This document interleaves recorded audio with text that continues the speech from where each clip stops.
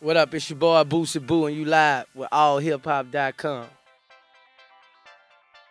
Man, how's the reception, man? Like, the whole time you would, all hip hop's fan base just goes nuts over you, and it amazes me in some ways because when most artists are gone, they tend to get forgotten or someone comes in and replaces them. Right. They don't usually get more fans, but it seems like you actually got more fans while you were gone.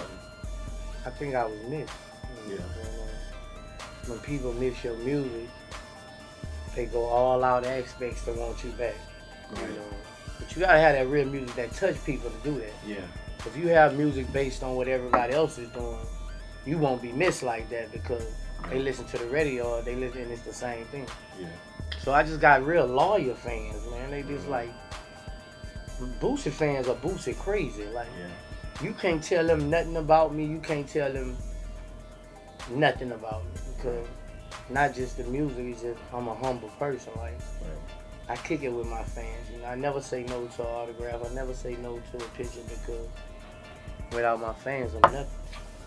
Things change over time. Have you noticed any differences with the style of music or, the way you would approach music since you've been gone? Now that you're back, are you gonna, I just feel like most of everything on the radio sounds the same. Right. That's how I really feel. So I'm just bringing back to the industry what just real music on what's going on day to day in life. You know, like everybody not driving foreign cars and Bugattis and popping champagne. Right, that's true. You know, we got more people out here struggling than living like that. Right. So, I can talk about that stuff too on a couple songs, but mostly I grab what people been missing. And people know that. People knew when I was gone, like, what's really going on is missed right now. Yeah. And I think that was a big part of them wanting me back, to touch bases on some stuff. Like, I'm the person who will talk about single mothers, kids who don't have the opportunity to do things, college kids who going to college, finish college, and really still don't have a good job. Wanting to chase their dream, but too scared to tell their parents that they want to chase their dream. Right. So I speak on things that really go on in life.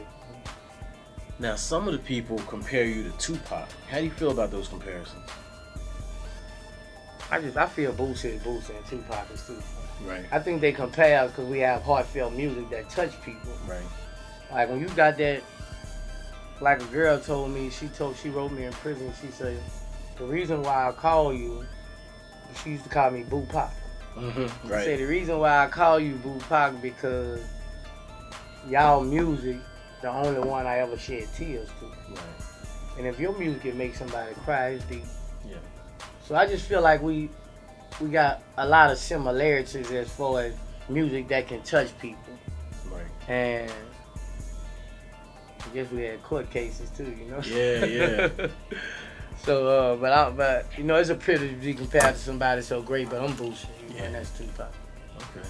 Now, a lot of people, you're extremely controversial, I might add, as you already know. Right. So, a lot of people I know out in, the South have been harshly critical of you as well. Right. How do you respond to those folks that may feel that you're not this positive figure, or may feel that you're a detriment to the community?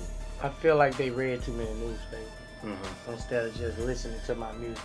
Right. And I got music about songs about God, telling kids to chill out, positive songs, and I have negative songs. Right. It's just sometimes people take one negative thing and overshadow everything else. Right. Stuff will never come out how for 6-7 years straight I gave 5,000 bikes to the community, 10,000 turkeys every year, back to school supplies, talk to cancer patients. Things don't come like that when you get in trouble. Right. When you get in trouble, all that's washed away. Yeah. So, critics gonna be critics, Right. And I can't go at them and tell them to feel a certain way.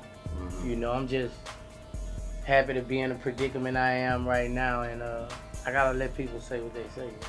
The one thing I did hear was that the system is actively pursuing you, like was and still may be, trying to keep you behind bars. Right.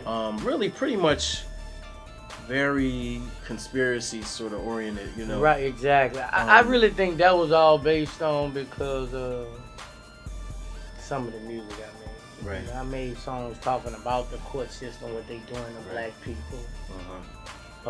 I made songs about how I don't care for the police, that's harassing. Right. And it was like I was the voice of the people who couldn't say nothing. Right.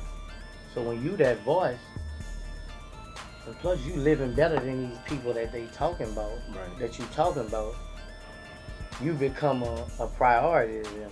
Yeah.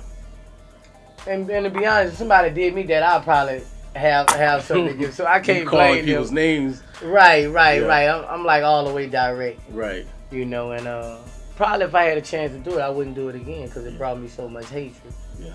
But I'm the type, like, when something on my mind, I can't hold it in. Okay. It can be about family.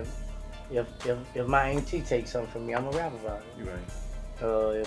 If my uncle steals from me, I'm going to rap about it and call his name out. Right. And at the same time, a lot of that stuff made people love me even more at the same time. Because it'd have been stuff I'd have wrote, some of my mom be like, you gotta take that out. You don't say that about your daddy, don't say that about your... Well, it happened. Yeah.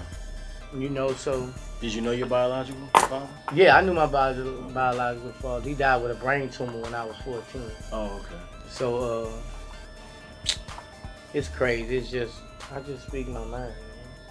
Right. Sometimes I may go too far with it. So how will you move going forward? Like, will you make more friendlier records or less controversial records? Are you gonna still be as unfiltered, or will you move a little different? Because as well as I know, well, you've already said it, but there are consequences behind that. Right. Like, I'm still gonna talk about a lot of stuff, but I won't be calling any names. I feel you. I won't be doing no name calling. I might say something about how the system is unfair, but I won't be calling no DA names. I won't be calling no mayor's names and things like that. But my music's still gonna be real good music, like real good quality music. And I'll let the people be the judge on that, but I won't be doing no name calling and stuff like that.